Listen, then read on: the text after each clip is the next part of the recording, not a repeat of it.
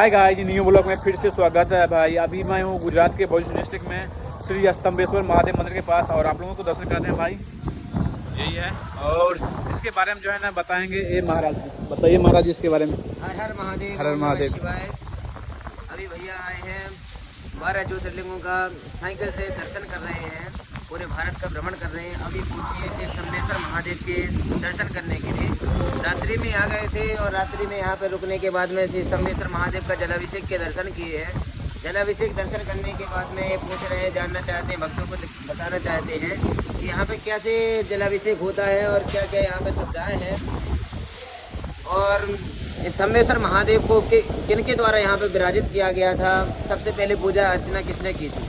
तो हम आपको सबसे पहले जानकारी देना चाहते हैं जलाभिषेक की। जो यहाँ पे जलाभिषेक होता है दिन में 2 बार होता है और 365 दिन डेली होता है। ऐसा दिन में 2 बार होता है और दिन में तिथियों के हिसाब से पानी आता है। जो यहाँ पे जल का समय है, फिक्स समय नहीं है, रोज़ का समय अलग अलग है, तिथियों के समय हिसाब से पानी आता है। और जो यहाँ पे जो स्तंभेश्वर महादेव की स्थापना की थी, पूजन अर्चना की थी, तो कार्तिकेय स्वामी जी द्वारा इनको स्थापित किया गया था। ताड़कासुर नामक एक राक्षस था पूर्व काल में, जिसने इस भूखंड में धरातल पे देवताओं को सभी को परेशान कर रखा था अपनी असुरी शक्ति के द्वारा। इसको ब्रह्मा जी से वरदान प्राप्त था कि मैं शिव जी के पुत्र द्वारा मरूंगा, शिव जी के पुत्र द्वारा मेरा वध होगा। तो शिव जी के क्या समाधि में रहने वाले देवता हैं, वो समाधि में रहते थे। उन्होंने सोचा कि शिव जी शादी ब्याह करेंगे नहीं और मेरा वध होगा नहीं। ऐसा सोच करके उसने वरदान प्राप्त कर लिया। वरदान प्राप्त करने के बाद में उसने तीनों लोगों में हाहाकार मचा के रख दिया।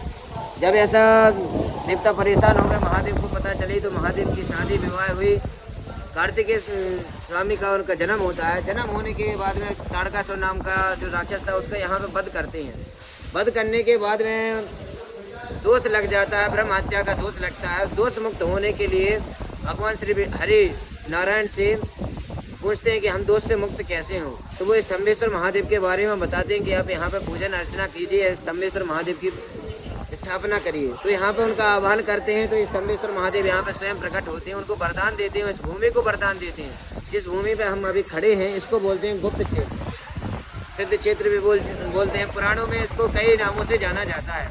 कपिल क्षेत्र भी बोलते हैं, सिद्ध क्षेत्र भी बोलते हैं। जो भूमि है दिन में गुप्त हो जाती है, 2 बार गुप्त होती है, इसलिए इसको गुप्त क्षेत्र भी बोलते हैं। सिद्ध क्षेत्र भी बोलते हैं, कपिल क्षेत्र भी बोलते हैं। यहाँ पे कपिल मुनि ने भी यहाँ पे तपस्या की थी। तो इस भूमि को कई नामों से पूरे विश्व में, पुराणों में कई अलग अलग नामों से जाना जाता है। और जो भी भक्त यहाँ पे दर्शन करने के लिए आते हैं उनके लिए सुविधाएं ये हैं कि निःशुल्क यहाँ पे भोजन की व्यवस्था है और हजारों देश विदेशों से जो भक्त आते हैं, जल की सुविधा भी है, जलाभिषेक भी होता है, पूजन अर्चन भी होती है।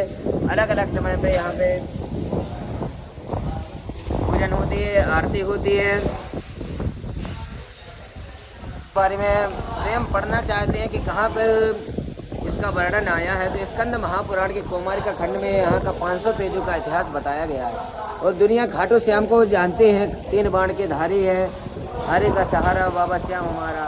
तो आपको कई भक्तों को ये नहीं पता है कि उन्होंने तपस्या किस जगह पे की थी और 3 बाण उनको किस जगह पे प्राप्त हुई थी। ये भी अभी किसी व्यक्ति को नहीं पता होगा। भक्त तो बहुत सारे हैं, उनके ना ये पता होगा कि कहाँ पे तपस्या की थी और किस देवी की तपस्या की थी। तो अगर आप कुमारिका खंड में स्तंभेश्वर महादेव का वर्णन पढ़ेंगे तो किसी भूमि पर उन्होंने तपस्या की थी। और तपस्या करने के बाद में सिद्धांबिका माता की तपस्या करने के बाद में उनको 3 बाण के प्राप्त हुए थे।